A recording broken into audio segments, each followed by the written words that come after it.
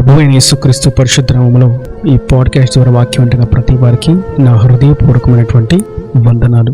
దేవుడు మిమ్మల్ని దీవించును గాక. కీర్తనల గ్రంథం 116వ కీర్తన 6వ చరణం. యెహోవా సాధువులను కాపాడువాడు. చదివిన వాక్య భాగం 3 మాటలు ఉన్న దానిలో ఎంతో లోతైనటువంటి విషయం మనం గమనిస్తాం. యెహోవా అనేటువంటి దేవుడు ఒక ఆయన ఉన్నాడు. ఆయన సర్వమును సృజించిన వాడు, సర్వశక్తిమంతుడు. ఆయన తన జనులను, వారు ఎలా ఉంటారు? తన జనులు సాధువులుగా ఉంటారు. వారిని ఆయన కాపాడుతాడు. గర్వంతో అహంకారంతో విర్రవీగే వారిని ఆయన కాపాడడు. లోక ఇచ్చల వెంట పరిగెట్టే వారిని ఆయన కాపాడడు. సాధువులుగా ఉన్న వారిని మాత్రమే ఆయన కాపాడుతాడు. సాధువులు అనగా మరొక తర్జుమాలో మనం చూస్తాం అమాయకులు అనగా యెహోవాను ఆశ్రయించి నీతిని అనుసరించి జీవిస్తున్న వారు. వీరు సాధులుగానే మిగులుకుంటారు. గర్విష్ఠులుగాను, జ్ఞానులుగాను, గొప్పవారుగాను, గొడవలు రేపువారుగాను, కల్లాలు పుట్టించువారుగాను, గర్వాంధులుగాను ఉండనే ఉండరు. మరియు ఈ 3 పదాలను మనం ఒకసారి ఇంగ్లీష్ లో చూసినట్లయితే the lord preserved the simple. సాధువులు అనగా సింపుల్ గా ఉండేవాళ్ళు. సింప్లిసిటీ, సాధారణంగా వస్త్రధారణ, సాధారణమైనటువంటి జీవితం, మృదుమధురముగా మాట్లాడడం, సమయోచితంగా ప్రవర్తించడం, సమయానుకూలంగా నడవడం, ప్రతి విషయంలో తగ్గింపుతో ముందుకు సాగడం, ఇది సాధువుల యొక్క లక్షణం. వీరిని గూర్చి వాక్యం సెలవిస్తుంది, వీరు సింపుల్ గా ఉంటారు. అహంకారాలకు, ధనాపేక్షలకు, సుఖభోగాల వైపు వీరు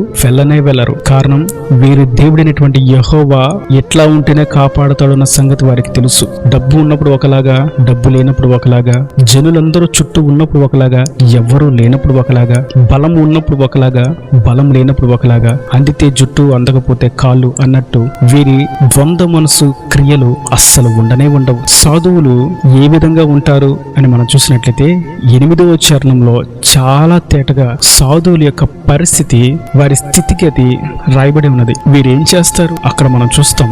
మరణము నుండి నా ప్రాణమును, కన్నీళ్లు విడవకుండా నా కన్నులను, జారిపడకుండా నా పాదములను నీవు తప్పించి ఉన్నావు.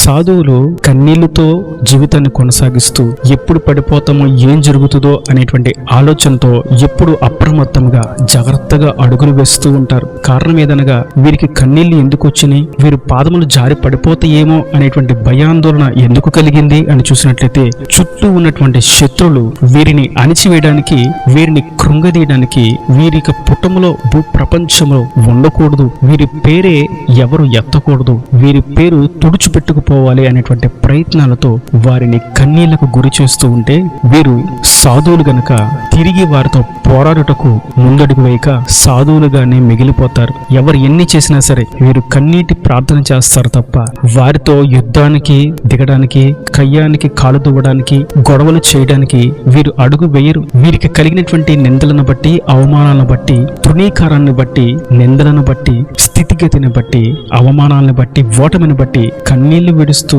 దేవుని పాదాల చెంత సమయాన్ని గడుపుతారే తప్ప మనుషులను ఆశ్రయించి, జనులను ఆశ్రయించి, బలగాన్ని ఆశ్రయించి, మనుషులను ఆశ్రయించి వీరు ముందుకు సాగరు. కారణం, సాధువులు. వీరికి తెలుసు సాధువులను మాత్రమే యెహోవా కాపాడుతాడు అన్న సంగతి. వీరు పాదములు ఎందుకు జారిపడే విధంగా ఉన్నాయి, జారిపడిపోకుండా ఎప్పుడు అప్రమత్తంగా ఎందుకు ఆచితూచి అడుగు వేస్తున్నారు అనగా, వీరు జారి పడేటువంటి సన్నివేశాలు వీరి చుట్టూ ఎప్పుడు జరుగుతూనే ఉన్నాయి. ఏం చేస్తే వీరు పడిపోతారో అన్న సంగతి సాతానుగాడు బాగుగా ఎరిగిన వాడుగా ప్రతి దాంట్లో ముళ్ళను వేసి కాలకు గుచ్చుకున్నట్లుగా, దారి తప్పునట్లుగా, కుడికి ఎడమకి తొట్టులేనట్లుగా వాడు చేయాలని ప్రయత్నం చేస్తూనే ఉన్నాడు. అయినప్పటికీ కాలు జారకుండా ప్రభు కాపాడాలంటే ఈ స్థితిలో నేను సాధువునిగా మిగిలి నడవడమే, లేకపోతే సాతాను వేసేటువంటి కుయుక్తులకు నేను తొలగిపోవాల్సిన పరిస్థితి వచ్చింది. అప్పుడు నేను సాధువునిగా కాక క్రూరుడిగా మార్చబడి లోకంలో పాపిగా మిగిలిపోతాను, దేవుని దృష్టికి అసహ్యునిగా మార్చబడతాను అని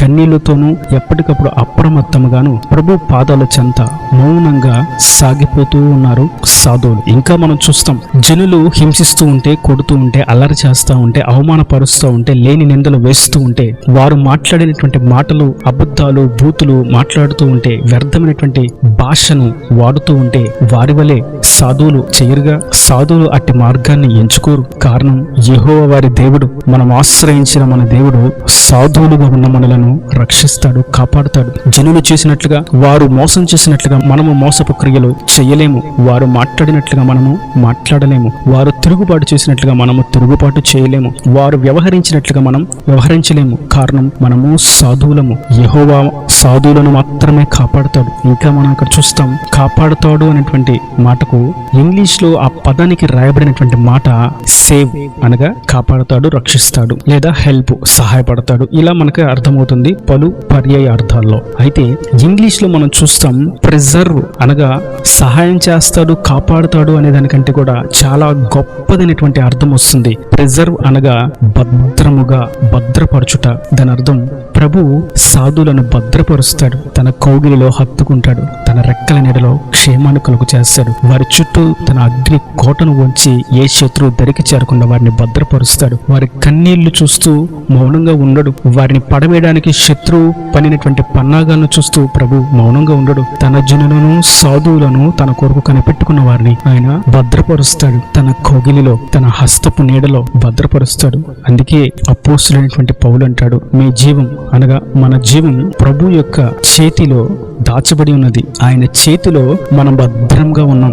ఎవరు ఇక తాకగలరు? అందుకే వాక్యం ఇంకా మనకు సెలవిస్తుంది జకర్యా గ్రంథంలో, నిన్ను ముట్టినవాడు నా కనుగుడ్డును ముట్టినట్లే. అసలు నేను నిన్ను ఎంత భద్రపరుస్తానంటే నిన్ను తాకడానికి కూడా ఎవరు దరికి చేరలేరు. ఒకవేళ తాకుదామని ప్రయత్నం చేశారా, ఒకవేళ నిన్ను ఎవరన్నా తాకారా, నా కనుగుడ్డును ముట్టినట్లే. నేను నా కనుగుడ్డును ముట్టినప్పుడు నేను మౌనంగా నిలిచి ఉంటానా? నా జనుల మీద చేయి వేస్తే నేను మౌనంగా ఉంటానా? శారా మీద చేయి వేద్దాం అనుకున్నాడు అబీమెలెకు, ఫరో. వారి పట్ల నేను ఎలా వ్యవహరించాను నీకు గుర్తులేదా? ఇజ్రాయేలును హతము చేద్దాం అనుకున్నారు అమాలేకీయులు, గిద్యోను ద్వారా నేను ఏం జరిగించాను నీకు గుర్తులేదా? యూదా జాతి అంతటిని హతము చేద్దాం అనుకున్నాడు హామాను. మొర్దెకైని, జనులందరినీ సమాధి చేద్దాం అనుకున్నాడు హామాను. వారి పట్ల నేను ఏం చేశాను మీరు మర్చిపోయారా? సాధువులను నేను ఎప్పుడు భద్రపరచువాడను, నా జనులకు ఎప్పుడు ఏ హాని కలుగకుండా క్షేమాన్ని కలుగు చేయబడను. ఈ వాక్యం వింటున్న నీతో ప్రభు సెలవిస్తున్నారు, నీవు సాధువుగా నిలిచి ఉన్నట్లయితే, దేవుని కొరకు కనిపెట్టుకుని ఉన్నట్లయితే ఖచ్చితంగా దేవుడు ఆయన హస్తపు నీడలో భద్రపరిచి ఉన్నాడు. ఏ శత్రువు, ఏ కీడు, ఏ సాతాను తంత్రాలు, చీకటి క్రియలు, భయాందోళనలు దరికి చేరకుండా ఆయన కౌగిలిలో భద్రతను కలుగు చేస్తాడు. ఇది మొదలుకు నేను నా జనుల చుట్టూ ప్రాకారంగా నేను ఉంటాను, అది అగ్ని ప్రాకారము. ఇక ఎవ్వరు కూడా, ఏ పురుగు కూడా, ఏ క్రూర మృగము కూడా దరికి చేరకుండా అగ్ని ప్రాకారంగా నేను వారిని భద్రపరుస్తాను. కన్నీళ్లు విడుస్తూ ప్రతిసారి కాలు జారిపోతాయేమో, వీళ్ళు విధంగా నన్ను శోధిస్తున్నారు, నేను పడిపోతానేమో అని భయపడుతున్నారా? కన్నీళ్లు విడవకుండా, కాలు జారి పడిపోకుండా, తప్పిపోకుండా భద్రపరిచే దేవుడు ఒక ఆయన ఉన్నాడు. ఆయనే నేను ప్రకటిస్తున్నటువంటి నజరేయుడైనటువంటి యేసు.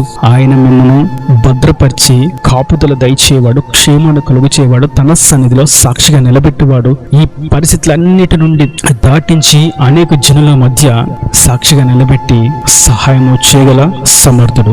సాధువులు అనగా అందరికీ చులకన, మౌనంగా ఉండేవారు అందరికీ చులకన. ఎందుకంటే ఏం చేసినా వీరేమీ తిరిగి చేయలేరు కదా అని వారి భావం. నిజమే, సాధువులు ఏమీ చేయలేరు, కానీ సాధువులను కాపాడు దేవుడు ఏదైనా చేయగలడు. ఆయన మొత్తితే వారు అగాధపు పాతాళములో, నరక వేదనలో మునిగిపోవలసిన వారే, నెట్టబడవలసిన వారే. ఆఫ్ని ఫినెహాసును వారి గర్వపు క్రియలను బట్టి దేవుడు మొత్తితే ఆ క్షణమందే వారు అగ్ని చేత కాల్చబడ్డి నరకానికి త్రోయబడ్డారు. సాధువుల పక్షాన యుద్ధము చేయు యెహోవా ఒకడు ఉన్నాడు. ఆయనే తన జనులను కాపాడుకుంటాడు. మనుషులెవ్వరూ సాధువులను కాపాడలేరు. ఈ లోకంలో నీతికి, మంచికి, నిజాయితీకి రోజులు లేవు, నిజమే. కానీ యెహోవా వారిని కాపాడుతాడు, యెహోవా వారిని భద్రపరుస్తాడు, నెమ్మదిని దయచేస్తాడు. ఈ నా దేవుని మాటలు ప్రతి వాని హృదయంలో నీరుకట్టి ఫలింపు చేయను గాక. ఆమేన్. God bless you. తలలు వంచి కన్నుల మూసటి తమ కొరకు చిన్న ప్రార్థన. ప్రేమ స్వరూపీకరణ కటాక్షంగా తండ్రి, నా ప్రభు వాక్యం ప్రతి ఒక్క బిడ్డని ప్రభుత్వ జ్ఞాపకం చేసి నిండాలుగా దీవించండి. సాధువులుగా ఉన్న ప్రతి ఒక్క బిడ్డని మీరు ఆశీర్వదించండి, భద్రపరచండి. కన్నీళ్ళు విరవకుండా, వారి కనులను జారిపడకుండా వారి పాదములను తప్పించండి. ఒకవేళ గర్విష్ఠులుగా, అహంకారులుగా మనుషులను ఆశ్రయించి ప్రయాసపడుతూ ఉంటే వారిని సైతం సాధువులుగా మార్చి మీరు వారిని భద్రపరిచి క్షేమాన్ని దయచేసి ప్రతి అవసరం అక్కరుని మహిమలో తీర్చి సహాయము దయచేసి అక్కడ రాజ్యాన్ని సిద్ధపరచమని యేసు పరిశుద్ధ నామమున ప్రార్థించి వేడుకుంటున్నాను తండ్రి. ఆమేన్. ఆమేన్.